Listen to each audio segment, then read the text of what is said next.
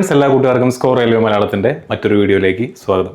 അങ്ങനെ RRB NTPC under ഗ്രാജുവേറ്റിൻ്റെ notification വന്നിട്ടുണ്ട്. ഇത്തവണ ഈ കഴിഞ്ഞ ഒക്ടോബർ മാസം ലാസ്റ്റ് വീക്കിലായിട്ട് 3 പ്രധാനപ്പെട്ട നോട്ടിഫിക്കേഷൻസ് ആണ് വന്നിട്ടുള്ളത്. അല്ലെ, NTPC ഗ്രാജുവേറ്റ് ലെവലിൻ്റെ നോട്ടിഫിക്കേഷൻ ആദ്യം വന്നു, അണ്ടർ ഗ്രാജുവേറ്റിൻ്റെ നോട്ടിഫിക്കേഷൻ വന്നു, RRB ജൂനിയർ എഞ്ചിനീയർ എക്സാമിൻ്റെ നോട്ടിഫിക്കേഷൻ വന്നു. ഇതിൽ ഗ്രാജുവേറ്റ് ലെവലിൻ്റെ നോട്ടിഫിക്കേഷൻ ഓൾറെഡി ഏതൊക്കെ പോസ്റ്റിലാണ് അപ്ലൈ ചെയ്യേണ്ടത്, ഏത് സോണിലാണ് അപ്ലൈ ചെയ്യേണ്ടത്, എന്തൊക്കെ ഡോക്യുമെൻറ്റ്സ് ആണ് വേണ്ടത് തുടങ്ങിയ എല്ലാ വീഡിയോസും നമ്മൾ ചെയ്തതാണ്. ജൂനിയർ എഞ്ചിനീയർ എക്സാമിനും നമ്മൾ ഇതേപോലെ വീഡിയോസ് എല്ലാം ചെയ്തതാണ്. ഇപ്പോൾ അണ്ടർ ഗ്രാജുവേറ്റ് എക്സാംസിന് വേണ്ടിയിട്ട് നമ്മൾ ആ രീതിയിലുള്ളൊരു വീഡിയോ ആയിട്ടാണ് നിങ്ങളുടെ മുന്നിലേക്ക് വന്നിട്ടുള്ളത്. പല കുട്ടികൾക്കും ഇപ്പോഴും സംശയമാണ്, എങ്ങനെയാണ് RRB തിരഞ്ഞെടുക്കേണ്ടത്, എങ്ങനെയാണ് പോസ്റ്റുകൾ തിരഞ്ഞെടുക്കേണ്ടത്, എവിടെയാണ് ഒഴിവുകളുള്ളത്, ഏത് RRBയിലാണ് അപ്ലൈ ചെയ്യേണ്ടത്, പ്രിഫറൻസ് കൊടുക്കുമ്പോൾ ഏത് പോസ്റ്റാണ് പ്രിഫറൻസ് കൊടുക്കേണ്ടത് തുടങ്ങിയ സംശയങ്ങൾ ഒരുപാട് കുട്ടികൾക്കുണ്ട്. ഏത് RRBയിൽ അപ്ലൈ ചെയ്താലാണ് നാട്ടിൽ ജോലി കിട്ടുക, അങ്ങനെയുള്ള സംശയങ്ങളാണ് കുട്ടികൾ നമ്മുടെ അടുത്ത് ചോദിച്ചുകൊണ്ടിരിക്കുന്നത്. സോ ആ ചോദ്യങ്ങൾക്ക് ഒരു മറുപടി എന്നുള്ള നിലയിലാണ് ഞാൻ ഈ വീഡിയോയുമായിട്ട് നിങ്ങളുടെ മുന്നിലേക്ക് വന്നിട്ടുള്ളത്. സമയം കളയാതെ തന്നെ നമുക്ക് ഈ വീഡിയോയിലേക്ക് കടക്കാം. തുടക്കം തൊട്ട് അവസാനം വരെ ശ്രദ്ധയോടെ കേട്ടിരിക്കുക. സംശയങ്ങളുണ്ടെങ്കിൽ ഈ വീഡിയോയുടെ താഴെ കമൻറ്റ് ചെയ്യുക. നമുക്ക് എന്ത് ചെയ്യാം, നിങ്ങളെ എത്രയും പെട്ടെന്ന് തന്നെ എല്ലാ ഡൗട്ട്സുകളും ഈ പറഞ്ഞ പോലെ സോർട്ട് ഔട്ട് ചെയ്തതിന് ശേഷം നിങ്ങൾ അപ്ലൈ ചെയ്ത് പഠിക്കാൻ തുടങ്ങേണ്ട സമയത്തിലേക്ക് കടന്നുകൊണ്ടിരിക്കുകയാണ്. ഓക്കെ, ഇന്നത്തെ സെഷൻ്റെ ഹൈലൈറ്റ്സ് എന്ന് പറഞ്ഞു കഴിഞ്ഞാൽ എങ്ങനെയാണ് RRB സെലക്ട് ചെയ്യേണ്ടത്, എങ്ങനെയാണ് പോസ്റ്റുകൾ തിരഞ്ഞെടുക്കേണ്ടത്, പോസ്റ്റുകൾ തിരഞ്ഞെടുക്കേണ്ട ക്രൈറ്റീരിയാസ് എന്തൊക്കെയാണ്, പോസ്റ്റിന് എങ്ങനെ പ്രിഫറൻസ് കൊടുക്കണം, എങ്ങനെ നിങ്ങൾ RRBയെ അപ്ലൈ ചെയ്യണം, ഇത്രയും ചോദ്യങ്ങൾ, അല്ലെങ്കിൽ ഏത് RRBയിൽ അപ്ലൈ ചെയ്യണം, ഇത്രയും ചോദ്യങ്ങളെ നമ്മൾ ഇന്നത്തെ ഈ ഒരു സെഷൻ കൊണ്ട് നമ്മൾ എന്ത് ചെയ്യുന്നുണ്ടായിരിക്കും, അഡ്രസ്സ് ചെയ്ത് മുന്നോട്ട് പോകുന്നുണ്ടായിരിക്കും. അപ്പോൾ RRB ഈ പറഞ്ഞ പോലെ NTPCയുടെ നോട്ടിഫിക്കേഷൻ വന്ന സ്ഥിതിക്ക് നമ്മുടെ കോഴ്സുകളെ നിങ്ങളെ ഒന്ന് പരിചയപ്പെടുത്താമെന്ന് വിചാരിക്കുന്നു. ഇത്തവണത്തെ സ്കോർ ടീമിൻ്റെ ഭാഗമായി NTPC പരീക്ഷയിൽ നിങ്ങൾ പ്രിപ്പയർ ചെയ്യാൻ തയ്യാറാണെന്നുണ്ടെങ്കിൽ നമ്മളെ ഈ കാണുന്ന നമ്പറിൽ നിങ്ങൾക്ക് കോൺടാക്ട് ചെയ്യാവുന്നതാണ്. താഴെ ഗൂഗിൾ ഫോം കൊടുക്കാം, ആ ഫോം നിങ്ങൾക്ക് എന്ത് ചെയ്യാം, ഫില്ല് ചെയ്യാവുന്നതാണ്. ഇനി GK ആണ് നിങ്ങൾക്ക് വേണ്ടത്. നിങ്ങൾക്ക് ഈ പറയുന്ന മാക്സിമം റീസണിങ് നിങ്ങൾ സ്ട്രോങ് ആയിട്ടുള്ള ആളുകളാണ്, GK ആണ് നിങ്ങൾക്ക് മാസ്റ്റർ ചെയ്യേണ്ടത്. GK യിലാണ് നിങ്ങൾ വീക്ക് എന്നുണ്ടെങ്കിൽ നമ്മുടെ എക്സ്ക്ലൂസീവ് ആയിട്ടുള്ള GK മാസ്റ്റർ ബാച്ചിലേക്കുള്ള അഡ്മിഷനും ഓപ്പൺ ആണ്. ഈ പറഞ്ഞ പോലെ അതിൻ്റെയും ഗൂഗിൾ ഫോം നമ്മൾ താഴെ കൊടുക്കുന്നുണ്ടായിരിക്കും. നിങ്ങൾ എന്ത് ചെയ്യുക, ഈ നമ്പറിൽ കോൺടാക്ട് ചെയ്യുക, അല്ലെങ്കിൽ ഗൂഗിൾ ഫോം ഫില്ല് ചെയ്യുക. നിങ്ങൾക്ക് എല്ലാവർക്കും അറിയാവുന്ന പോലെ തന്നെ RRBയുടെ റെയിൽവേ എക്സാംസിൻ്റെ എല്ലാ അപ്ഡേറ്റുകളും ഏറ്റവും വേഗത്തിൽ, ഏറ്റവും കൃത്യതയോടുകൂടെ കുട്ടികൾക്ക് ഏറ്റവും എളുപ്പത്തിൽ മനസ്സിലാവുന്ന രീതിയിലാണ് നമ്മൾ നിങ്ങൾക്ക് വേണ്ടി പ്രസൻറ്റ് ചെയ്ത് തരുന്നത്. അപ്പോൾ നമ്മുടെ കണ്ടന്റിൻ്റെ ക്വാളിറ്റിയും അതുപോലെ തന്നെ നമ്മുടെ ഡെഡിക്കേറ്റഡ് ആയിട്ടുള്ള ഫാക്കൽറ്റീസും ഡെഡിക്കേറ്റഡ് ആയിട്ടുള്ള കണ്ടന്റ് ഡെവലപ്പേഴ്സും എത്രത്തോളം വർക്ക് ചെയ്തിട്ടാണ് നിങ്ങളുടെ മുന്നിലേക്ക് ഓരോ കണ്ടന്റുകളും എത്തിക്കുന്നത് എന്നുള്ളത് ഇതിനോടകം തന്നെ നിങ്ങൾക്ക് മനസ്സിലായി കാണും. മനസ്സിലാവാത്ത കുട്ടികൾ, നമ്മുടെ വീഡിയോ ആദ്യമായിട്ട് കാണുന്നവർ, നമ്മുടെ ചാനൽ ആദ്യമായിട്ട് ഫോളോ ചെയ്യുന്നവർ നമ്മുടെ യൂട്യൂബ് ചാനലിലെ ബാക്കി വീഡിയോസ് കൂടെ ഒന്ന് നോക്കുക, കണ്ടന്റ് വീഡിയോസ് ഒന്ന് നോക്കുക, നമ്മുടെ ഈ പറയുന്ന അപ്ഡേറ്റ് വീഡിയോസ് ഒന്ന് നോക്കുക, അതിൻ്റെ ക്വാളിറ്റി മനസ്സിലാക്കുക. നമുക്ക് ഈ പറഞ്ഞ പോലെ ഒരു സോഷ്യൽ മീഡിയ ഗ്രൂപ്പ് ഉണ്ട്, ഒരു കമ്മ്യൂണിറ്റി ഉണ്ട്, സ്കോർ റെയിൽവേ സ്റ്റഡി ഗ്രൂപ്പ് എന്ന് പറഞ്ഞുകൊണ്ട് ഒരു ടെലഗ്രാം ചാനലുണ്ട്. അതിനകത്തൊരു ചാറ്റ് റൂമുണ്ട്, ഓപ്പൺ ചാറ്റ് റൂമാണ്. നിങ്ങൾക്ക് എന്തെങ്കിലും എക്സാമുമായിട്ട് ബന്ധപ്പെട്ടിട്ടുള്ളതോ പ്രിപ്പറേഷനുമായിട്ട് ബന്ധപ്പെട്ടിട്ടുള്ളതോ അപ്ലിക്കേഷനായിട്ട് ബന്ധപ്പെട്ടുള്ള എന്തെങ്കിലും സംശയങ്ങളുണ്ടെങ്കിൽ നിങ്ങൾക്ക് അവിടെ ചോദിക്കാവുന്നതാണ്. നമുക്കതൊരു 1500ഓളം മെമ്പേഴ്സുള്ളൊരു കമ്മ്യൂണിറ്റിയാണത്. നമ്മളത് പതിയെ ഡെവലപ്പ് ചെയ്തുകൊണ്ടിരിക്കുകയാണ്. ആ കമ്മ്യൂണിറ്റിയുടെ ഭാഗമാവാൻ താല്പര്യമുള്ളവർക്ക് എന്ത് ചെയ്യാം, നമ്മുടെ സോഷ്യൽ മീഡിയാസിലും കൂടെ ജോയിൻ ചെയ്യാവുന്നതാണ്. നമ്മുടെ കോഴ്സ് പർച്ചേസ് ചെയ്ത് പഠിക്കാൻ താല്പര്യമുള്ള കുട്ടികൾ ഞാൻ നേരത്തെ പറഞ്ഞ പോലെ ഈ നമ്പറിൽ കോൺടാക്ട് ചെയ്യുക, ഫോം ഫില്ല് ചെയ്യുക. ഇനി നമുക്ക് എന്ത് ചെയ്യാം, നമ്മുടെ കാര്യത്തിലേക്ക് കിടക്കാം. ഇത് RRB ട്രിവാൻഡ്രം, നമുക്കറിയാവുന്ന തിരുവനന്തപുരത്തുള്ള RRB അല്ലേ. അപ്പോൾ ഒരുപാട് കുട്ടികൾക്കുള്ള സംശയമാണ്, നാട്ടിൽ ജോലി കിട്ടാനായിട്ട് RRB ട്രിവാൻഡ്രത്ത് അപ്ലൈ ചെയ്താൽ എന്ത് ചെയ്യാൻ പറ്റുമോ, നാട്ടിൽ ജോലി കിട്ടുമോ എന്നുള്ളത്. അപ്പോൾ ആ സംശയത്തിന് വേണ്ടിയിട്ടാണ് ഞാൻ ഈ ഒരു സ്ലൈഡ് കൊടുത്തിരിക്കുന്നത്. ഇത് RRB ട്രിവാൻഡ്രത്തിൻ്റെ എബൌട്ട് അസിനകത്ത് കൊടുത്തിട്ടുള്ള ഒരു സംഭവമാണ്. എന്താണ് പറഞ്ഞിരിക്കുന്നത്, RRB ട്രിവാൻഡ്രം ഇറ്റ് കാറ്റേഴ്സ് എന്ന് പറഞ്ഞാൽ RRB Trivandrum caters to the recruitment needs of all group C vacancies of Thiruvananthapuram, Palakkad, Madurai divisions of southern railway. അപ്പോൾ സദേൺ റെയിൽവേ എന്ന് പറയുന്ന ഇന്ത്യൻ റെയിൽവേസിൻ്റെ അഡ്മിനിസ്ട്രേറ്റീവ് പർപ്പസിന് വേണ്ടി, അതിൻ്റെ ഭരണ സംവിധാനം കൃത്യമായിട്ട് നടപ്പിലാക്കുന്നതിന് വേണ്ടി ഇന്ത്യൻ റെയിൽവേയെ 18ഓളം വരുന്ന സോണുകളായിട്ട് തിരിച്ചിട്ടുണ്ട്. അതിലൊരു 10ാം നമ്പർ സോണായിട്ട് കിടക്കുന്ന ഒരു സോണാണ് സദേൺ റെയിൽവേ എന്ന് പറയുന്ന സോൺ. ആ സദേൺ റെയിൽവേയെ പിന്നീട് ഇപ്പോൾ നമ്മൾ സംസ്ഥാനങ്ങളായിട്ട് തരംതിരിച്ച് സംസ്ഥാനങ്ങളെ ജില്ലകളായിട്ട് തരംതിരിക്കുന്ന പോലെ സദേൺ റെയിൽവേയെ ഒരു സ്റ്റേറ്റിനോട് ഉപമിക്കുകയാണെന്നുണ്ടെങ്കിൽ ആ സദേൺ റെയിൽവേ പിന്നെയും 6 ഡിവിഷനുകളായിട്ട് തരംതിരിച്ചിട്ടുണ്ട്. അതിലെ 3 ഡിവിഷനുകളാണ് Thiruvananthapuram division, Palakkad division, Madurai division. ഈ 3 ഡിവിഷനുകളിലേക്ക് വേണ്ടി അതിൽ ഈ പറയുന്ന റെയിൽവേയുടെ അസിസ്റ്റന്റ് ലോക്കോ പൈലറ്റ് തൊട്ട് എല്ലാ department, traffic department, operating department, engineering department, mechanical, electrical, SNT department, general service department തുടങ്ങിയ എല്ലാ വകുപ്പുകളിലേക്കും, എല്ലാ ഡിപ്പാർട്ട്മെന്റുകളിലേക്കും ആളുകളെ, ഉദ്യോഗാർത്ഥികളെ പരീക്ഷ നടത്തിയെടുക്കുന്ന ഒരു ബോർഡ്, അതാണ് RRB.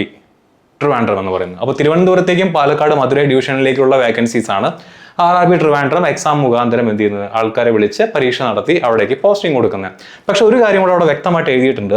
Hour the candidates recruited by this recruitment board എന്ന് പറഞ്ഞാൽ Trivandrum are liable to be posted anywhere on southern railway. പക്ഷേ സദേൺ റെയിൽവേ എന്ന് പറയുന്ന ഈ റെയിൽവേയിലെ മറ്റേത് ഡിവിഷനിൽ പോസ്റ്റിംഗ് കിട്ടിയാലും നിങ്ങൾ പോകാൻ വില്ലിങ് ആയിരിക്കണം. ചുരുക്കി പറഞ്ഞാൽ കേരളം എന്ന് പറയുന്നത് ഒരു സംസ്ഥാനമാണ്. ഞാൻ നേരത്തെ പറഞ്ഞ പോലെ തന്നെ സദേൺ റെയിൽവേ എന്ന് പറയുന്ന ഒരു ഭാഗത്തോട് നിങ്ങൾ ഉപമിക്കുക. സദേൺ റെയിൽവേക്ക് ഈക്വലന്റ് ടു കേരളം.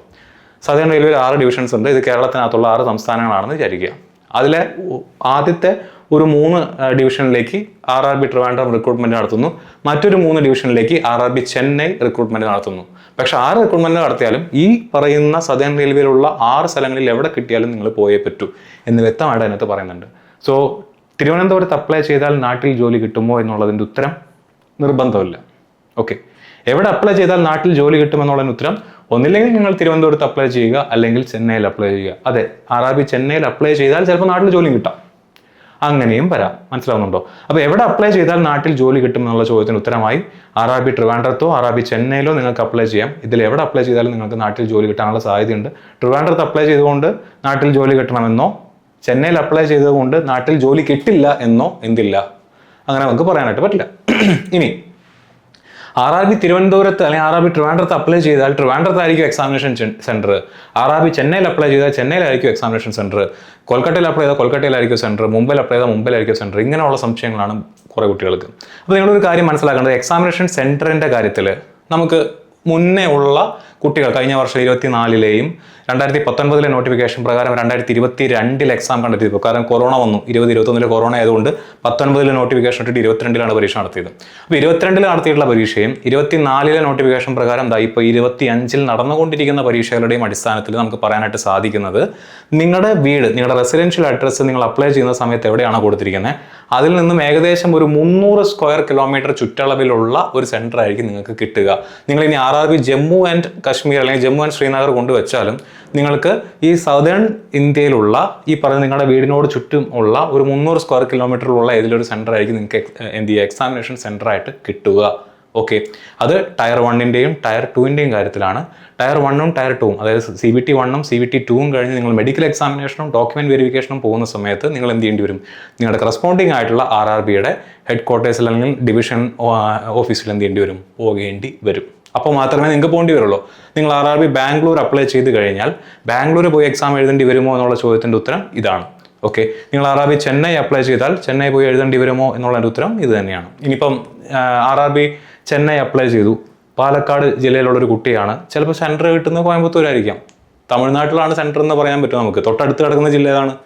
പാലക്കാട് കിടക്കുന്ന ഒരാളെ സംബന്ധിച്ചിടത്തോളം തിരുവനന്തപുരം വരെയോ കാസർഗോഡ് വരെയോ ട്രാവൽ ചെയ്യുന്നതിനേക്കാൾ അടുത്തത് ഏതാണ്? കോയമ്പത്തൂരാണ് അല്ലേ? അപ്പോൾ ഡിസ്റ്റൻസ് വെച്ചിട്ടാണ് ഞാൻ പറഞ്ഞത്, ഒരു 300 കിലോമീറ്ററിനകത്തായിരിക്കും നിങ്ങൾക്ക് മോസ്റ്റ് പ്രോബബ്ലി സെൻറ്റർ കിട്ടുക. ഓക്കെ, ഇത് ഞാൻ പറയുന്നത് ഒരു ഗസ് വർക്ക് അല്ല. കഴിഞ്ഞ വർഷത്തെ നമ്മുടെ പരീക്ഷ എഴുതിയ കുട്ടികൾക്ക് കിട്ടിയിട്ടുള്ള എക്സാമിനേഷൻ സെൻറ്ററും അതിന് മുന്നത്തെ വർഷം പരീക്ഷ എഴുതിയ ആളുകളുടെ എക്സ്പീരിയൻസിൽ നിന്നുമാണ് നമ്മൾ പറയുന്നത്. ഓക്കെ, അപ്പോൾ ആ കാര്യത്തിൽ ക്ലിയർ ആയി കാണും. എവിടെ അപ്ലൈ ചെയ്താൽ നാട്ടിൽ ജോലി കിട്ടുമെന്നുള്ളതും എവിടെയായിരിക്കും എക്സാമിനേഷൻ സെൻറ്റർ എന്നുള്ളതും ക്ലിയർ ആയി കാണും. ഇനിയും ഈ വീഡിയോയുടെ താഴെ വന്ന് ചോദിക്കരുത്, എക്സാമിനേഷൻ സെൻറ്റർ ഇവിടെ അപ്ലൈ ചെയ്താൽ അവിടെ കിട്ടുമോ, അവിടെ അപ്ലൈ ചെയ്താൽ ഇവിടെ കിട്ടുമെന്നൊന്നും ചോദിക്കരുത്. വീഡിയോ കംപ്ലീറ്റ് ആയിട്ടൊന്ന് കാണുക. ഓക്കെ, ഒട്ടുമിക്ക വീഡിയോയിൽ നമ്മൾ ഈ ഡൗട്ടുകളെല്ലാം അഡ്രസ്സ് ചെയ്ത് പോകുന്നുണ്ട്. കുട്ടികൾ വീഡിയോ മുഴുവൻ കാണാതെ വീണ്ടും അതിൻ്റെ താഴെ വന്ന് ചോദിക്കും. ഓക്കെ, അപ്പോൾ പരമാവധി വീഡിയോ മുഴുവനായിട്ട് കാണാനായിട്ട് ശ്രദ്ധിക്കുക. അങ്ങനെ 21 RRBകളിലേക്കായിട്ടാണ് എക്സാം കണ്ടക്ട് ചെയ്തത്. ഞാനിപ്പോൾ പറഞ്ഞ 2 RRBs ഏതാണ്? RRB ചെന്നൈയും RRB ട്രിവാൻഡ്രമാണ്.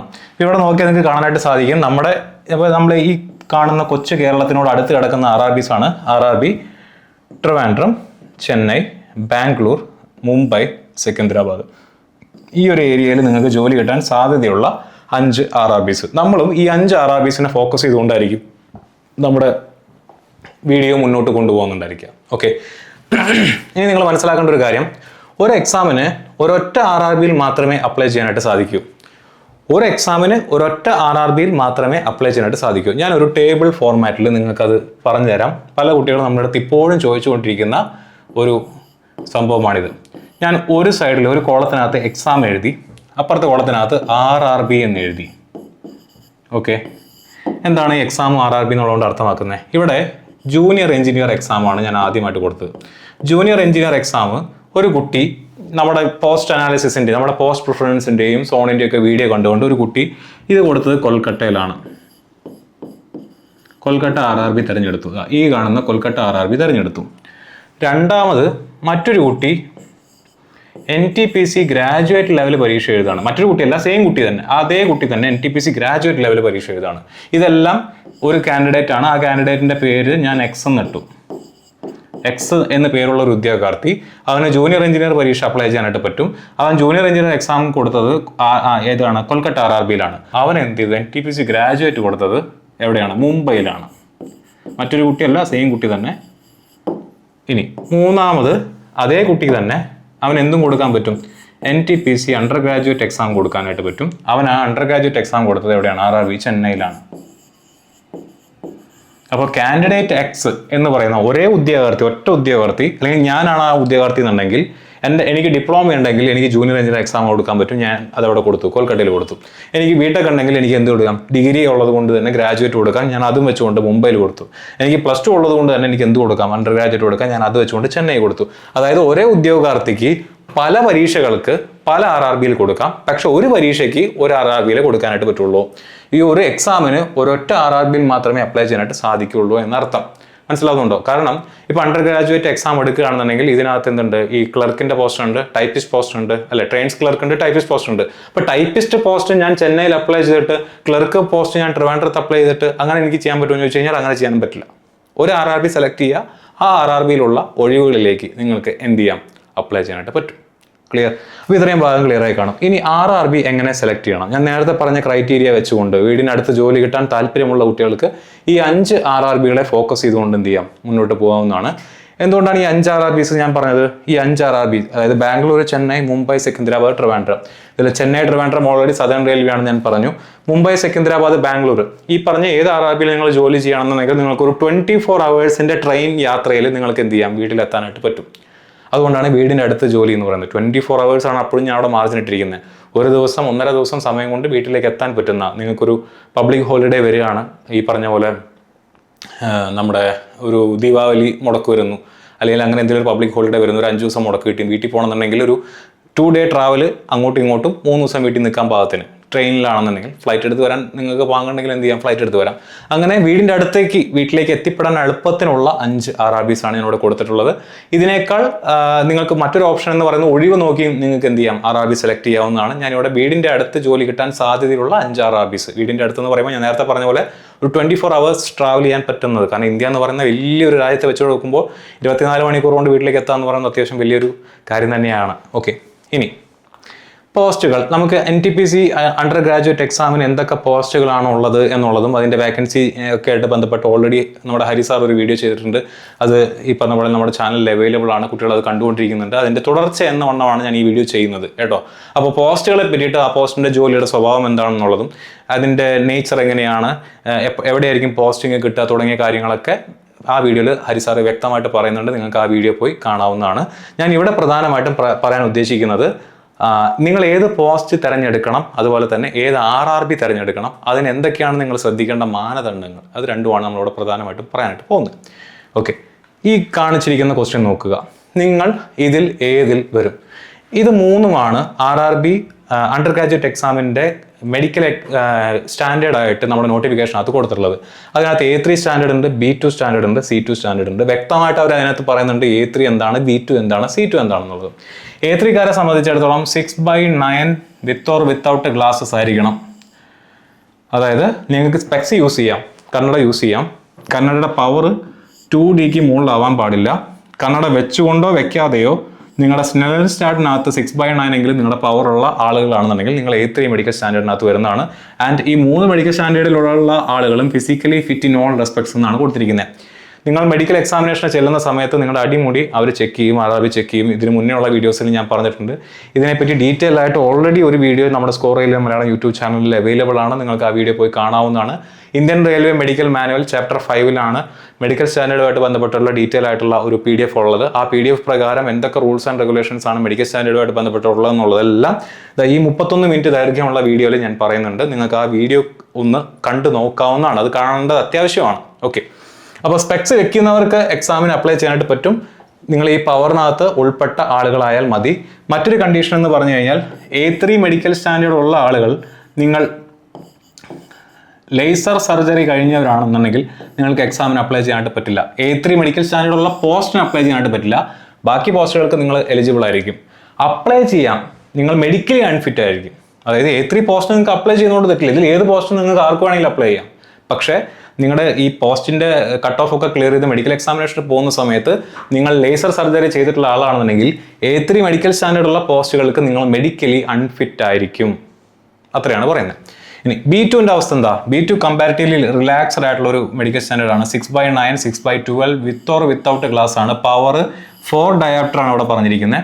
ആൻഡ് അവർ എന്ത് ചെക്ക് ചെയ്യുന്നുണ്ട്? Must pass test for field of vision, അതുപോലെ തന്നെ ബൈനോക്കുലർ വിഷൻ അവരോട് ടെസ്റ്റ് ചെയ്യും.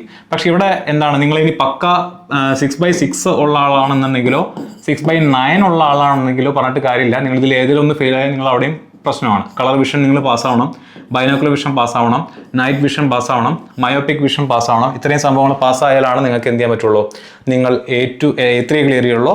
B2ന്റെ കേസിൽ ബൈനോക്കുലർ വിഷൻ പാസ്സായാൽ മതി. C2ന്റെ കേസിൽ അവരങ്ങനെ പ്രത്യേകിച്ച് ക്രൈറ്റീരിയ ഒന്നും പറയുന്നില്ല. 6/12 എന്ന് പറയുന്ന ഒരു ക്രൈറ്റീരിയ മാത്രമാണ്. അത് വിത്ത് ഓർ വിത്തൗട്ട് ഗ്ലാസ് ആണ് പറഞ്ഞിരിക്കുന്നത്. ഓക്കെ, അപ്പോൾ C2 ആണ് ഇതിൽ ഏറ്റവും റിലാക്സ്ഡ് ആയിട്ടുള്ള മെഡിക്കൽ സ്റ്റാൻഡേർഡ് എന്ന് പറയുന്നത്. അപ്പോൾ ഇതിനകത്ത് നിന്ന് നിങ്ങൾ ഇതിൽ ഏത് കാറ്റഗറിയിൽ വരുന്ന ആളാണെന്ന് ഉറപ്പിക്കുക. A3 ആണോ, B2 ആണോ, C2 ആണോ എന്നുള്ള കാര്യം നിങ്ങൾ ഉറപ്പിക്കുക. Okay, clear? അപ്പോൾ ഇതിൽ A3 ആണോ, B2 ആണോ, C2 ആണോ എന്ന് നിങ്ങൾ ആദ്യം ഫൈനലൈസ് ചെയ്യുക. അതിനെന്ത് ചെയ്യാം, നിങ്ങൾക്ക് ഈ പറഞ്ഞ പോലെ നിങ്ങളുടെ കണ്ണ് ടെസ്റ്റ് ചെയ്യാം. ഈ പറഞ്ഞ ടെസ്റ്റുകളെല്ലാം നിങ്ങൾക്ക് അറ്റൻഡ് ചെയ്യാം. നിങ്ങൾ അതിനകത്ത് നിന്ന് നിങ്ങളുടെ മെഡിക്കൽ സ്റ്റാൻഡേർഡ് കണ്ടുപിടിക്കുക. അതെനിക്ക് ഇവിടെ നിന്ന് പറഞ്ഞു തരാൻ പറ്റില്ല. എന്തൊക്കെയാണ് എൻ്റെ ക്രൈറ്റീരിയ എന്നുള്ളത് പറഞ്ഞു തരാൻ പറ്റുള്ളൂ. ഇത് നിങ്ങൾ മെഡിക്കൽ ഈ പറഞ്ഞ പോലെ ഒരു എക്സാമിനേഷൻ കണ്ടക്ട് ചെയ്തുകൊണ്ട് നിങ്ങൾ തന്നെ നിങ്ങളുടെ മെഡിക്കൽ സ്റ്റാൻഡേർഡ് എന്ത് ചെയ്യണം, കണ്ടുപിടിക്കണം. ക്ലിയർ? ഇപ്പോൾ ഇതിനകത്ത് പല കുട്ടികളും ചോദിക്കുന്നുണ്ട്, ഈ പറഞ്ഞ പോലെ എല്ല് പൊട്ടിയിട്ട് ഞങ്ങൾ ആക്സിഡൻറ്റ് പറ്റി എല്ല് പൊട്ടിയിട്ട് നമ്മൾ സ്റ്റീൽ പ്ലേറ്റ് ഇട്ടിട്ടുണ്ട്, കാഫ് മസിലിൻ്റെ കുറച്ച് ഭാഗങ്ങളൊക്കെ ഈ പറഞ്ഞ പോലെ ആക്സിഡൻറ്റിൽ സംഭവിച്ചിട്ട് പോയിട്ടുണ്ട്. അങ്ങനെയുള്ള കുറേ ആക്സിഡൻറ്റിൽ പരിക്ക് പറ്റിയുള്ള കാര്യങ്ങളൊക്കെ കുട്ടികൾ നമ്മുടെ അടുത്ത് ചോദിക്കാറുണ്ട്. ഇതൊക്കെ മെഡിക്കലി അൺഫിറ്റ് ആണെന്ന് പറയാനുള്ള സാധ്യതയുണ്ടോ? രണ്ട് കാര്യങ്ങളാണ് എനിക്ക് പറയാനുള്ളത്. ഒന്ന്, മെഡിക്കൽ എക്സാമിനേഷൻ എന്ന് പറയുന്നത് ഇറ്റ് വേരീസ്. നിങ്ങൾ ഏത് ഡിവിഷനിലാണ്, ഏത് ഹോസ്പിറ്റലിലാണ്, ഏത് മെഡിക്കൽ ഓഫീസറാണ് നിങ്ങളുടെ എക്സാമിനർ എന്നനുസരിച്ചിട്ട് അത് ചിലപ്പോൾ റിലാക്സേഷൻ കൂടുതലോ സ്ട്രിക്ട്നെസ് കൂടാനോ സാധ്യതയുണ്ട്. അതാണ് ഒന്നാമത്തെ പോയിന്റ് എന്ന് പറയുന്നത്. രണ്ടാമത്തെ പോയിന്റ് എന്ന് പറയുന്നത്, തലയ്ക്ക് ഹെഡ് ഇഞ്ചുറി ഇല്ലാത്ത ഒട്ടുമിക്ക ആക്സിഡൻറ്റിൻ്റെ ഈ പറഞ്ഞിട്ടുള്ള മാർക്കുകളോ അല്ലെങ്കിൽ സ്റ്റീൽ പ്ലേറ്റോ തുടങ്ങിയ സംഭവങ്ങളൊന്നും അവർ മെഡിക്കലി അൺഫിറ്റ് എന്ന് പറയുന്ന കാറ്റഗറിയിൽ ഉൾപ്പെടുത്തല്ല. ഈ തലയ്ക്ക് പരിക്ക് പറ്റിയിട്ടുള്ള ആളുകളാണെങ്കിൽ തന്നെ അത് മെഡിക്കലി ഫിറ്റ് ആണെന്ന സർട്ടിഫിക്കേഷൻ നിങ്ങളുടെ കൈവശം ഉണ്ടെങ്കിൽ, നിങ്ങൾക്ക് വേറെ കുഴപ്പമൊന്നും ഇല്ല എന്നുണ്ടെങ്കിൽ നിങ്ങൾ മെഡിക്കലി ഫിറ്റ് ആയിരിക്കും. പ്രശ്നമുള്ള കേസല്ല. ആക്സിഡൻറ്റ് പറ്റി എന്നുള്ളത് കൊണ്ട് ഒരാളെ മെഡിക്കലി അൺഫിറ്റ് ആക്കേണ്ട കാര്യമില്ല.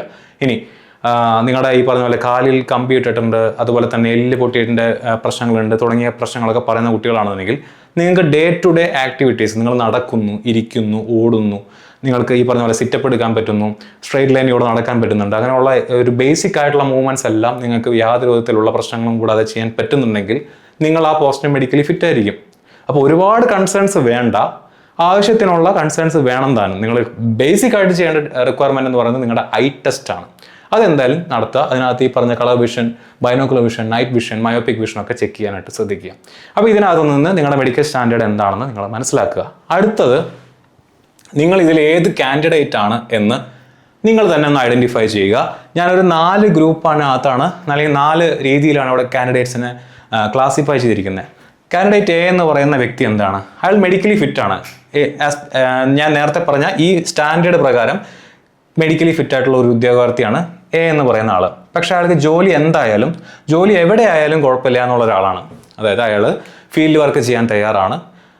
അതുപോലെ തന്നെ എന്താണ്, ഈ പറഞ്ഞ പോലെ ഇവിടെ നിന്ന് മാറി വർക്ക് ചെയ്യാൻ, കേരളത്തിൽ നിന്ന് അല്ലെങ്കിൽ നാട്ടിൽ നിന്നും ഒരുപാട് ദൂരെ ആയാലും മാറി വർക്ക് ചെയ്യാൻ തയ്യാറായിട്ടുള്ള ആളാണെന്നുണ്ടെങ്കിൽ നിങ്ങൾ മെഡിക്കലി, ഞാൻ നേരത്തെ പറഞ്ഞ A3 സ്റ്റാൻഡേർഡിനകത്ത് വരുന്ന ആളാണ്. അപ്പോൾ A3 സ്റ്റാൻഡേർഡിൽ വരുന്ന ആളാണെങ്കിൽ A3 പോസ്റ്റിനും B2 പോസ്റ്റിനും C2 പോസ്റ്റിനും അയാൾ എലിജിബിൾ ആയിരിക്കും, അല്ലേ? അപ്പോൾ നിങ്ങൾ A3 സ്റ്റാൻഡേർഡ് ഉള്ള ഒരാളാണെന്നുണ്ടെങ്കിൽ നിങ്ങൾ ഈ പറഞ്ഞ പോലെ ഏത് ജോലി ചെയ്യാനോ, അതായത് ഫീൽഡ് വർക്ക് ചെയ്യാനോ ഓഫീസ് ജോലി ചെയ്യാനോ നാട്ടിൽ നിന്ന് മാറി ജോലി ചെയ്യാനോ തയ്യാറായിട്ടുള്ള ഒരാളാണെന്നുണ്ടെങ്കിൽ നിങ്ങൾ കാൻഡിഡേറ്റ് എ ആണ്. ഓക്കെ, കാൻഡിഡേറ്റ് ബി എന്താണ്? അയാളും ഈ പറഞ്ഞ പോലെ മെഡിക്കലി ഫിറ്റ് ആണ്. പക്ഷെ എന്താണ്, അയാൾക്ക് ഓഫീസ് ജോലി മതി. മെഡിക്കലി ഫിറ്റ് ആണ്, ഓഫീസ് ജോലി മതി എന്ന് പറഞ്ഞു കഴിഞ്ഞാൽ ഈ പറഞ്ഞ പോലെ 10 to 5 ജോലിയാണ് ഞാൻ പ്രിഫർ ചെയ്യുന്നത്. ഫീൽഡിൽ പോയി വർക്ക് ചെയ്യാൻ എനിക്ക് താല്പര്യമില്ല. എനിക്ക് എന്ത് ചെയ്യണം, എൻ്റേതായിട്ടുള്ള ഒരു പ്രൈവറ്റ് ടൈം വേണം. എനിക്ക് ഈ പറഞ്ഞ പോലെ ബുക്കുകൾ വായിക്കാനുണ്ട്, ട്രാവൽ ചെയ്യാനുണ്ട്, ഫാമിലിയായിട്ട് ടൈം സ്പെൻഡ് ചെയ്യാനുണ്ട്. അങ്ങനെയൊക്കെ ആഗ്രഹമുള്ള ഒരാളാണ്. പക്ഷേ ഞാൻ മെഡിക്കലി ഫിറ്റ് ആണ്. മെഡിക്കലി ഫിറ്റ് ഞാൻ നേരത്തെ പറഞ്ഞ പോലെ A3 സ്റ്റാൻഡേർഡ് ഉള്ള ആളാണെന്നുണ്ടെങ്കിൽ നിങ്ങൾ കാൻഡിഡേറ്റ് B ആണ്. ഇനി കാൻഡിഡേറ്റ് C എന്താണ്? മെഡിക്കലി ഫിറ്റ് ആണ്, A3 മെഡിക്കൽ സ്റ്റാൻഡേർഡ് ഉള്ള ആൾ തന്നെയാണ്. A3 തൊട്ട് A3 B2 C2 ഒക്കെ വരുന്ന ആളാണ്. പക്ഷെ എനിക്ക് സാലറിയാണ് കൂടുതൽ വേണ്ടത്. അപ്പോൾ ഓഫ് കോഴ്സ് ഈ ബിയുടെയും സിയുടെയും ഇഷ്ടങ്ങൾ മാറിയിട്ടാണ് ഇരിക്കുന്നത്. ഈ സി പറയുന്നത് പ്രകാരം സാലറി കൂടുതൽ വേണമെന്നുണ്ടെങ്കിൽ നിങ്ങൾക്ക് അലവൻസ് കൂടുതൽ വേണം. കാരണം ഇതെല്ലാം തന്നെ ഓൾമോസ്റ്റ് സിമിലർ സാലറി ഉള്ള ബേസിക് പേ ഉള്ള പോസ്റ്റുകളാണ്. അതിൽ ആകെ സാലറിയിൽ മാറ്റം വരാനുള്ള സാധ്യത എന്താണ്? അലവൻസുകളാണ്. അലവൻസ് കൂടുതൽ വേണമെന്നുണ്ടെങ്കിൽ നിങ്ങൾ നൈറ്റ് ഡ്യൂട്ടി ചെയ്യേണ്ടി വരും, ഓവർ ടൈം ചെയ്യേണ്ടി വരും, ഷിഫ്റ്റ് എടുക്കേണ്ടി വരും, അല്ലേ? അപ്പോൾ അങ്ങനെയുള്ള ഫീൽഡ് ഡ്യൂട്ടി ചെയ്യേണ്ടി വരും, കിലോമീറ്റർ അലവൻസ് തുടങ്ങിയ സംഭവങ്ങൾ വേണ്ടി വരുന്നുണ്ടെങ്കിൽ, അപ്പോൾ ഫീൽഡ് ഡ്യൂട്ടി ഒക്കെ ഇഷ്ടപ്പെടുന്ന അല്ലെങ്കിൽ ഫീൽഡ് ഡ്യൂട്ടി ഒക്കെ ചെയ്യാൻ വില്ലിംഗ് ആണെന്നുണ്ടെങ്കിൽ നിങ്ങൾക്ക് സാലറി കൂടുതൽ കിട്ടും. അപ്പോൾ സാലറിയിലാണ് നിങ്ങൾക്ക് താല്പര്യം എന്നുണ്ടെങ്കിൽ നിങ്ങൾ കാൻഡിഡേറ്റ് C ആണ്. ഇനി കാൻഡിഡേറ്റ് D എന്ന് പറയുന്നത് ഞാൻ നേരത്തെ പറഞ്ഞ ഈ മെഡിക്കൽ സ്റ്റാൻഡേർഡ്സിന്റെ ക്രൈറ്റീരിയ, അതായത് ബൈനോക്കുലർ വിഷൻ, അതുപോലെ തന്നെ നൈറ്റ് വിഷൻ, കളർ ബ്ലൈൻഡ്നസ് തുടങ്ങിയ കാര്യമൊക്കെ കേട്ടപ്പോൾ അയ്യോ ഞാൻ മെഡിക്കലി അൺഫിറ്റ് ആണല്ലോ, ഈ ടെസ്റ്റുകൾ ഞാൻ ഫെയിൽ ചെയ്യാൻ സാധ്യതയുണ്ടല്ലോ എന്ന് തോന്നുന്ന കുട്ടികളാണെന്നുണ്ടെങ്കിൽ നിങ്ങൾ കാൻഡിഡേറ്റ് D ആണ്. ഓക്കെ, അപ്പോൾ ഇതിൽ നിങ്ങൾ ഏത് കാറ്റഗറിയിൽ വരുന്നു എന്ന് നിങ്ങൾ ആദ്യം ഒന്ന് ഉറപ്പിക്കുക. ഈ A to D വരെയുള്ള 4 കാറ്റഗറിയിൽ ഏതിലാണ് നിങ്ങൾ വരിക എന്നുള്ളത് നിങ്ങൾ ആദ്യം ഒന്ന് മനസ്സിൽ ഉറപ്പിക്കുക. അപ്പോൾ നേരത്തെ പറഞ്ഞതിൽ നിന്നും നിങ്ങൾ ഏതിനകത്ത് വരുന്നു എന്നുള്ളതിനകത്ത് ഒരു ഐഡിയ നിങ്ങൾക്ക് കിട്ടിക്കാണും. ഇതിൽ ഏതിലാണ് നിങ്ങൾ വരിക എന്നുള്ള ഒരു ഐഡിയ നിങ്ങൾക്ക് കിട്ടിക്കാണും. ഇതിൽ ഏതിലാണെന്നുള്ളൊരു ഐഡിയ നിങ്ങൾക്ക് കിട്ടിക്കാണും. ഇനി നമുക്ക് എന്ത് ചെയ്യാം? ഓരോ RRB നമ്മൾ നേരത്തെ പറഞ്ഞ ആ 5 RRBസിനെയും എന്ത് ചെയ്യാം? ആ 5 RRBസായിട്ട് ഒന്ന് മുന്നോട്ട് പോവാം. അതിൽ ഏറ്റവും ആദ്യം ആൽഫബറ്റിക് ഓർഡറിൽ പോകുമ്പോൾ ഏറ്റവും ആദ്യം ഞാൻ തിരഞ്ഞെടുത്തിരിക്കുന്നത് ബാംഗ്ലൂരാണ്. ബാംഗ്ലൂരിലെ ഈ യെല്ലോ കളറിൽ, ഈ ലൈറ്റ് യെല്ലോ കളറിൽ കാണിച്ചിരിക്കുന്നത് B2 മെഡിക്കൽ സ്റ്റാൻഡേർഡ് ഉള്ള പോസ്റ്റാണ്. ഗ്രീൻ കളറിൽ കാണിച്ചിരിക്കുന്നത് C2 മെഡിക്കൽ സ്റ്റാൻഡേർഡ് ഉള്ള പോസ്റ്റാണ്. ഈ ലൈറ്റ് ഒരു റെഡിഷ് ഷെയ്ഡിൽ കൊടുത്തിരിക്കുന്നത് A3 മെഡിക്കൽ സ്റ്റാൻഡേർഡ് ഉള്ള പോസ്റ്റാണ്. ടോട്ടൽ ബാംഗ്ലൂർ ആകെ എത്ര ഒഴിവേ ഉള്ളൂ? 54 ഒഴിവേ ഉള്ളൂ. ഇതിൻ്റെ ഒരു അനാലിസിസ് നോക്കുകയാണെന്നുണ്ടെങ്കിൽ അതിൽ A3 പോസ്റ്റ് 2 എണ്ണമാണുള്ളത്. A3 പോസ്റ്റാണ് സാലറി കൂടുതൽ കിട്ടുക. അപ്പോൾ സാലറി കൂടുതൽ വേണമെന്ന് ആഗ്രഹിക്കുന്ന കാൻഡിഡേറ്റ് സിക്കാർക്ക് അവിടെ ആകെ 2 ഒഴിവേ ഉള്ളൂ. ഇനി B2 പോസ്റ്റ് 32 എണ്ണം ഉണ്ട്, C2 പോസ്റ്റ് 20 എണ്ണം ഉണ്ട്. അപ്പോൾ മെഡിക്കലി കുറച്ച് ഈ പറഞ്ഞ പോലെ സ്പെക്സ് യൂസ് ചെയ്യുന്ന ആളുകളൊക്കെയാണ്, മെഡിക്കൽ സ്റ്റാൻഡേർഡിൽ സംശയമുള്ള ആളുകളൊക്കെ ആണെന്നുണ്ടെങ്കിൽ നിങ്ങൾക്ക് ആകെ എലിജിബിൾ ആയിട്ടുള്ളത് 20 വേക്കൻസി മാത്രമാണുള്ളത്. സോ RRB ബാംഗ്ലൂർ എന്ന് പറയുന്നത് നിങ്ങൾ കാൻഡിഡേറ്റ് A മുതൽ D വരെയുള്ള ഏത് ഉദ്യോഗാർത്ഥിയാണെന്നുണ്ടെങ്കിലും നിങ്ങളുടെ അവസരങ്ങളെ ചെറുതാക്കുന്ന കുറച്ച് ഒഴിവുകൾ മാത്രമുള്ള ഒരു RRB ആണ് RRB ബാംഗ്ലൂർ. NTPC അണ്ടർ ഗ്രാജുവേറ്റിൻ്റെ കാര്യമാണ് ഞാൻ പറയുന്നത്. ഇനി അടുത്ത ആൽഫബറ്റിക് ഓർഡറിൽ പോകുമ്പോൾ നമ്മൾ തൊട്ടടുത്ത് കിടക്കുന്ന സദേൺ റെയിൽവേയിലെ ഏറ്റവും പ്രധാനപ്പെട്ട RRB ആയിട്ടുള്ള RRB ചെന്നൈയിലെത്തുമ്പോൾ നമുക്ക് അതിൻ്റെ അനാലിസിസിലേക്ക് തന്നെ ആദ്യം പോവാം. ആകെ 80 ഒഴിവുകളാണുള്ളത്. ആ 80 ഒഴിവുകളിൽ ഒരു ഒഴിവ് മാത്രമാണ് A3ക്കുള്ളത്. അപ്പോൾ സാലറി കൂടുതൽ വേണമെന്ന് ആഗ്രഹിക്കുന്ന ആളുകൾക്ക് ബാംഗ്ലൂരോ ചെന്നൈയോ ഒരു നല്ല ഓപ്ഷൻ അല്ല. കാരണം A3 മെഡിക്കൽ സ്റ്റാൻഡേർഡുള്ള ട്രെയിൻസ് ക്ലർക്ക് എന്ന് പറയുന്ന പോസ്റ്റ് ഈ 2 RRBസിലും ഇല്ല. നേരെ മറിച്ച് മെഡിക്കലി ഈ പറഞ്ഞ പോലെ C2 എന്ന് പറയുന്ന കാറ്റഗറി, അതായത് നൈറ്റ് വിഷനോ കളർ വിഷനോ ബൈനോക്കുലർ വിഷനോ പ്രശ്നമല്ലാത്ത ആളുകൾ, അല്ലെങ്കിൽ അതിൻ്റെ പ്രശ്നമുണ്ട്, അത് പ്രശ്നമല്ലാത്ത പോസ്റ്റ് ആയിട്ടുള്ള C2 മെഡിക്കൽ സ്റ്റാൻഡേർഡുള്ള ഈ 2 ടൈപ്പിസ്റ്റ് പോസ്റ്റുകളുടെ ഒഴിവ് 58 എണ്ണം എവിടെയുണ്ട്? ചെന്നൈയിലുണ്ട്. അപ്പം നിങ്ങൾ മെഡിക്കലി അത്ര കണ്ട് ഫിറ്റ് അല്ല എന്നുണ്ടെങ്കിൽ 58 നല്ലൊരു ഓപ്ഷനാണ്. നല്ലൊരു അത്യാവശ്യം കുഴപ്പമില്ലാത്ത ഒരു ഒഴിവുള്ള സ്ഥലമാണ് ഏത്? RRB ചെന്നൈ. RRB ചെന്നൈയുടെ മറ്റൊരു പ്രത്യേകത എന്താണ്? ഞാൻ നേരത്തെ പറഞ്ഞ പോലെ സദേൺ ഇന്ത്യയിൽ നമ്മുടെ നാടിനോട് ചേർന്ന് കിടക്കുന്ന ഏറ്റവും അടുത്ത സ്ഥലങ്ങളിൽ ജോലി കിട്ടാൻ സാധ്യതയുള്ളൊരു സ്ഥലം കൂടെയാണ് RRB ചെന്നൈ. അവിടെ സാലറി കൂടുതലുള്ള പോസ്റ്റിന് ഒഴിവ് കുറവാണ്. മെഡിക്കൽ സ്റ്റാൻഡേർഡ് കമ്പാരിറ്റീവ്ലി ഈ പറഞ്ഞ പോലെ ബെറ്റർ ആയിട്ടുള്ള ഒരു സ്ഥലത്ത്, അല്ലെങ്കിൽ ഈ പറഞ്ഞ പോലെ എന്താ പറയുന്നത്, C2 B2 ഉള്ള പോസ്റ്റുകൾക്ക് ഒഴിവ് കമ്പാരിറ്റീവ്ലി എന്താണ് ബെറ്റർ ആണ് കമ്പയർ ടു ബാംഗ്ലൂരായിട്ട്. അത് എത്ര ഒഴിവ് വരുന്നുണ്ട്? ഏകദേശം 79 ഒഴിവാണ് ഇവിടെ B2 C2 കൂടെ കൂട്ടിക്കഴിഞ്ഞാൽ നമുക്ക് കിട്ടുന്നത്. പക്ഷെ അതുകൊണ്ട് മാത്രം കാര്യമില്ല, നിങ്ങൾ എന്ത് ചെയ്യണം? അതിൻ്റെ കമ്മ്യൂണിറ്റി വൈസ് വേക്കൻസി കൂടെ നോക്കണം. ടൈപ്പിസ്റ്റ് പോസ്റ്റുകൾക്ക് ജനറൽ ഒഴിവ് വരുന്നത് 23 ആണ്. 8 ഒഴിവാണ് SCക്ക് വരുന്നത്, 4 ഒഴിവാണ് STക്ക് വരുന്നത്, OBCക്ക് 15 ഒഴിവാണ് വരുന്നത്, EWSന് 6 ഒഴിവാണ് വരുന്നത്. ടോട്ടൽ 56 ഒഴിവാണ് എന്തിന് വരുന്നത്? ടൈപ്പിസ്റ്റ് പോസ്റ്റിന് വരുന്നത്. അപ്പോൾ അതുകൂടെ നോക്കിയിട്ട് എന്ത് ചെയ്യുക? അപ്ലൈ ചെയ്യാനായിട്ട് നോക്കുക. ഈ സ്ലൈഡ്സ് സ്ക്രീൻഷോട്ട് എടുത്ത് വെച്ച് നോക്കുക, അല്ലെങ്കിൽ RRBയുടെ ഒഫീഷ്യൽ നോട്ടിഫിക്കേഷൻ അത് ഈ സ്ലൈഡുകളിൽ കൊടുത്തിട്ടുണ്ട്. ഇനി നമുക്ക് അടുത്ത RRBയിലേക്ക് കിടക്കാം. ഈ 5 RRBസിൽ കമ്പയർ ചെയ്യുമ്പോൾ ഏറ്റവും കൂടുതൽ ഒഴിവുള്ള RRB ആണ് RRB മുംബൈ എന്ന് പറയുന്നത്. 494 ഒഴിവാണ് അതിനകത്തുള്ളത്. ഇതിൻ്റെ അനാലിസിസിലേക്ക് കിടക്കുമ്പോൾ A3 പോസ്റ്റുകൾക്ക് 15 ഒഴിവുകൾ ഇവിടെ കാണാനായിട്ട് സാധിക്കും. അപ്പോൾ നമ്മൾ നേരത്തെ കണ്ടതിൽ 2ഉം 1ഉം ഒക്കെ ആയിരുന്നു. സാലറി കൂടുതലുള്ള പോസ്റ്റാണ് A3 പോസ്റ്റ് എന്ന് പറയുന്നത്. A3 പോസ്റ്റിന് 15 ഒഴിവ് എവിടെയുണ്ട്? മുംബൈയിലുണ്ട്. അതിനേക്കാൾ ഏറ്റവും ഇമ്പോർട്ടൻ്റ് ആയിട്ടുള്ള കാര്യം ഈ B2ഉം C2ഉം മെഡിക്കൽ സ്റ്റാൻഡേർഡ് കുറച്ച് താരതമ്യേന കുറവുള്ള പോസ്റ്റുകളായിട്ടുള്ള B2ഉം C2ഉം ഒരുപാട് ഒഴിവുകൾ എവിടെയുണ്ട്? RRB മുംബൈയിലുണ്ട്. 361 118. നിങ്ങളൊന്ന് കണക്കൂട്ടി നോക്കി എത്രയുണ്ടെന്നോ? 9, 7, 4 479 ഒഴിവുകൾ B2ഉം C2ഉം കൂടെ കൂട്ടിയിട്ട് എവിടെ ഉണ്ടായിരിക്കും? മുംബൈയിലുണ്ടായിരിക്കും. ഇനി അങ്ങനെ മാത്രം നോക്കിയാൽ പോരാ, നിങ്ങൾ ഇതിൻ്റെ OBC ഒഴിവ്, SC ST ഒഴിവ്, UR ഒഴിവും കൂടെ നോക്കുക. ഈ കാണുന്നതാണ് നിങ്ങൾക്ക് അപ്ലൈ ചെയ്യാൻ പറ്റുന്ന B2 C2 ഒഴിവുകൾ എന്ന് പറയുന്നത്. ഇപ്പോൾ നിങ്ങളുടെ സ്റ്റാൻഡേർഡ് B2 ആണെന്നുണ്ടെങ്കിൽ നിങ്ങളുടെ UR ഒഴിവുകൾ കിട്ടണമെങ്കിൽ ഇത് മുഴുവൻ കൂടി കൂട്ടുക. നിങ്ങളുടെ OBC ഒഴിവ് കിട്ടണമെന്നുണ്ടെങ്കിൽ ഇത് മുഴുവൻ കൂടി കൂട്ടുക. നിങ്ങളുടെ SC ഒഴിവ് കിട്ടണമെന്നുണ്ടെങ്കിൽ ഇത് മുഴുവൻ കൂടെ കൂട്ടുക. ഈ യെല്ലോയും ഗ്രീനും കൂടെ കൂട്ടുക. ഇനി നിങ്ങൾ C2 മെഡിക്കൽ സ്റ്റാൻഡേർഡ് മാത്രമാണെങ്കിൽ ഈ ഗ്രീനിലുള്ള ഒഴിവ് മാത്രമായിട്ട് കൂട്ടുക. അപ്പോൾ അത് അങ്ങനെ കൂട്ടി നിങ്ങളുടെ ഒഴിവ് എത്രയുണ്ടെന്ന് മനസ്സിലാക്കിയതിന് ശേഷം മാത്രം അപ്ലൈ ചെയ്യുക. അപ്പോൾ അണ്ടർ ഗ്രാജുവേറ്റ് ആണെന്നുണ്ടെങ്കിൽ മുംബൈ നല്ലൊരു ഓപ്ഷൻ ആണെന്നുള്ള കാര്യം മനസ്സിൽ വെച്ചേക്കുക. അടുത്തത് വരുന്നത് സെക്കന്ദരാബാദാണ്. സെക്കന്ദരാബാദിന്റെ അനാലിസിസ് നോക്കുമ്പോൾ സെക്കന്ദരാബാദിലും ഈ പറഞ്ഞ പോലെ B2 C2 ഒഴിവുകൾ കൂടുതലാണ് അല്ലേ? 8, 6, 2 268 ഒഴിവുകൾ നമുക്ക് എവിടെ കാണാനായിട്ട് സാധിക്കും? B2ഉം C2ഉം കൂടെ കൂട്ടി സെക്കന്ദരാബാദ് കാണാനായിട്ട് സാധിക്കും. പക്ഷേ ട്രെയിൻസ് ക്ലർക്കിന്റെ പോസ്റ്റിലേക്ക് A3 പോസ്റ്റിലേക്ക് ഒഴിവ് വളരെയധികം കുറവാണ് ഇവിടെ നമ്മുടെ സെക്കന്ദരാബാദ് നമുക്ക് കാണാനായിട്ട് സാധിക്കുന്നത്. ഇനി നെക്സ്റ്റ് RRB എന്ന് പറയുന്നത് ട്രിവാൻഡ്രമാണ്. 86 ഒഴിവേ എവിടെ ഉള്ളൂ? ട്രിവാൻഡ്രത്തുള്ളൂ.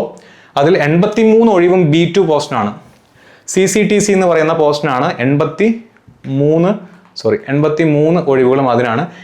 3 ഒഴിവാണ് എവിടെയുള്ളത്? ഈ പറയുന്ന പോലെ ട്രെയിൻസ് ക്ലർക്കിനുള്ളത്. C2 ടൈപ്പിസ്റ്റ് പോസ്റ്റുകൾക്ക് ഇവിടെ ഒഴിവ് ഇല്ല. ഇനി നിങ്ങൾ B2 post CCTC B2 medical standard നിങ്ങൾ എലിജിബിൾ ആണെന്നുണ്ടെങ്കിൽ CCTC എന്ന് പറയുന്ന പോസ്റ്റിനാണ് നിങ്ങൾ പ്രിപ്പയർ ചെയ്യുന്നതെങ്കിൽ ട്രിവാൻഡ്രം ഒരു നല്ല ഓപ്ഷനാണ്.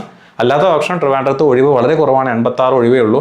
അതിൽ തന്നെ നിങ്ങൾ നോക്കേണ്ട കാര്യം 37 ഒഴിവാണ് ജനറൽ വരുന്നത്, 11 ഒഴിവാണ് SC വരുന്നത്, STക്ക് 1 ഒഴിവേ ഉള്ളൂ, OBCക്ക് 26 ഒഴിവുണ്ട്, EWS 8 ഒഴിവാണ് വരുന്നത്. ആ കമ്മ്യൂണിറ്റി വൈസ് വേക്കൻസി കൂടെ നിങ്ങളൊന്ന് നോക്കി പോകുന്നത് നല്ലതാണ്. ഓക്കെ, അപ്പോൾ ഇതാണ് ഇതിൻ്റെ അനാലിസിസ് വരുന്നത്. ഇത് പ്രകാരം ഇപ്പം ഈ കാണിച്ചിട്ടുള്ള 5 RRBസിൽ നിങ്ങൾ നേരത്തെ പറഞ്ഞ ഏത് കാൻഡിഡേറ്റ് ആണെങ്കിൽ നിങ്ങൾക്ക് അതിന് സൂട്ടബിൾ ആയിട്ടുള്ള RRBs നമുക്ക് നോക്കാം. നിങ്ങൾ കാൻഡിഡേറ്റ് A ആണെന്നുണ്ടെങ്കിൽ, അതായത് നിങ്ങൾ മെഡിക്കലി ഫിറ്റ് ആണ്, ജോലി ഏതായാലും എവിടെയായാലും കുഴപ്പമില്ല എന്ന് വിചാരിക്കുന്ന ആളാണെങ്കിൽ നിങ്ങൾ ഒന്നും നോക്കണ്ട, RRB മുംബൈ സെലക്ട് ചെയ്യുക. അതാണ് ഏറ്റവും നല്ല ഓപ്ഷൻ. നെക്സ്റ്റ് ഒരു ഓപ്ഷൻ ഉണ്ടെങ്കിൽ അത് RRB കൊൽക്കട്ടയാണ്. ഈ മുംബൈ പോലെ തന്നെ ഒഴിവുള്ള ഒരു RRB ആണ് RRB കൊൽക്കട്ട എന്ന് പറയുന്നത്. ഇനി നിങ്ങൾ മെഡിക്കലി ഫിറ്റ് ആണ് പക്ഷേ ഓഫീസ് ജോലി മതി എന്ന് വിചാരിക്കുന്ന കുട്ടികളാണെങ്കിൽ നിങ്ങൾക്ക് ഏറ്റവും നല്ല ഓപ്ഷൻ RRB സെക്കന്ദരാബാദ് ആണ്. പിന്നൊരു ഓപ്ഷൻ എന്താണ്? RRB മുംബൈ ആണ്. മെഡിക്കലി ഫിറ്റ് ആണ്, സാലറി കൂടുതൽ വേണമെന്ന് ആഗ്രഹിക്കുന്ന കുട്ടികളാണെങ്കിൽ അവരും എന്ത് ചെയ്യുക?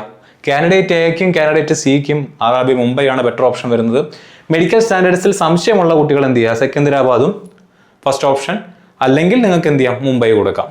ഓക്കെ, RRB ചെന്നൈയോ RRB ട്രിവാൻഡ്രമോ ഈ പറയുന്ന ഈ നല്ല ഒരു RRB എന്നുള്ള ഈ പറയുന്ന ഏത് കാറ്റഗറി നിങ്ങൾ എടുക്കുകയാണെങ്കിലും അതിനകത്ത് RRB ചെന്നൈയോ RRB ട്രിവാൻഡ്രമോ ഉൾപ്പെടുന്നില്ല എന്നുള്ള കാര്യം കൂടെ നിങ്ങളൊന്ന് മനസ്സിൽ വെക്കുക. കാരണം ഒഴിവ് കുറവാണ്.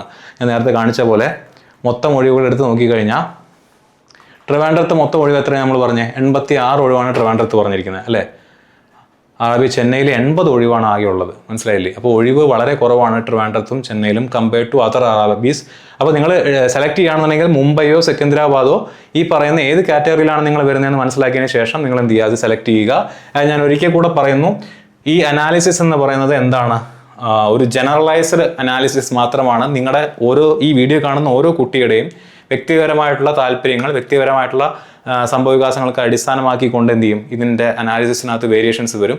നിങ്ങൾക്ക് കുറച്ച് ഇൻസൈറ്റ്സ് തരിക എന്നുള്ളത് മാത്രമാണ് ഈ വീഡിയോയുടെ ഉദ്ദേശം. സാറ് പറഞ്ഞ പ്രകാരം ഞാൻ അവിടെ അപ്ലൈ ചെയ്തു, എനിക്ക് ജോലി കിട്ടിയില്ല എന്നുകൊണ്ട് നാളെ എൻ്റെ മെക്കെട്ട് കുതിര കയറാനായിട്ട് ആരും വരരുത് എന്നുള്ള ഒരു മുൻകൂർ ജാമ്യം ഞാൻ ആദ്യമേ എടുക്കുന്നു. വ്യക്തമായിട്ട് എങ്ങനെയാണ് എങ്ങനെയാണ് RRB സെലക്ട് ചെയ്യേണ്ടത്, എങ്ങനെയാണ് പോസ്റ്റുകൾ നിങ്ങൾ സെലക്ഷൻ പ്രിഫറൻസ് കൊടുക്കേണ്ടത് എന്നുള്ളതിന് ഒരു ഐഡിയ ഉണ്ടാക്കി തരിക എന്നുള്ളതാണ് ഈ വീഡിയോയുടെ പർപ്പസ്. ഈ വീഡിയോ കാണുമ്പോൾ നിങ്ങൾ അപ്ലൈ ചെയ്യാനിരിക്കുന്ന സമയത്തൊക്കെ സാർ ഇങ്ങനെയാണല്ലോ പറഞ്ഞത്, മെഡിക്കൽ സ്റ്റാൻഡേർഡ് നോക്കണതിൻ്റെ ആവശ്യകതയെപ്പറ്റി പറഞ്ഞിട്ടുണ്ടായിരുന്നല്ലോ, അതിൻ്റെ ഒഴിവുകൾ നോക്കേണ്ട ആവശ്യകതയെ പറ്റി പറഞ്ഞിട്ടുണ്ടായിരുന്നല്ലോ, എൻ്റെ മെഡിക്കൽ സ്റ്റാൻഡേർഡ് ഇത്രയാണല്ലോ, അങ്ങനെയാണെങ്കിൽ ഞാൻ ഇങ്ങനെ സെലക്ട് ചെയ്യുന്നതല്ലേ നല്ലത്. ആ രീതിയിൽ നിങ്ങളുടെ തോട്ട് പ്രോസസ്സിന് ഒരു ക്ലാരിറ്റി വരുത്തുക എന്നുള്ളത് മാത്രമാണ് ഈ വീഡിയോയുടെ ഉദ്ദേശം എന്ന് പറയുന്നത്. ഓക്കെ, ഇനി ഒരിക്കൽ കൂടെ പറയുന്നു, ഞാൻ ഈ പറഞ്ഞ പോലെ ഇത്രയും ഡീറ്റെയിൽ ആയിട്ടുള്ള അനാലിസിസ് നമ്മൾ നിങ്ങൾക്ക് വേണ്ടി പ്രൊവൈഡ് ചെയ്യുമ്പോൾ എത്രമാത്രം ആത്മാർത്ഥമായിട്ടാണ് നമ്മൾ നിങ്ങൾക്ക് വേണ്ടി വർക്ക് ചെയ്യുന്നത് എന്നുള്ളത് നിങ്ങൾക്ക് ഇതിനോടകം തന്നെ മനസ്സിലായി കാണും. സ്കോർ ടീമിൻ്റെ ഭാഗമായിട്ട് ഇത്തവണത്തെ NTPC എക്സാം ക്രാക്ക് ചെയ്യാൻ താല്പര്യമുള്ള കുട്ടികൾ എത്രയും പെട്ടെന്ന് നമ്മുടെ ഈ പറയുന്ന കോഴ്സിൻ്റെ ഭാഗമാകുക, നമ്മുടെ ഫാമിലിയുടെ ഭാഗമാവുക. ഈ വർഷം തന്നെ നമുക്ക് റെയിൽവേയിൽ ഒരു ജോലി നേടിയെടുക്കാം. മറ്റൊരു വീഡിയോയിൽ വീണ്ടും കാണാം.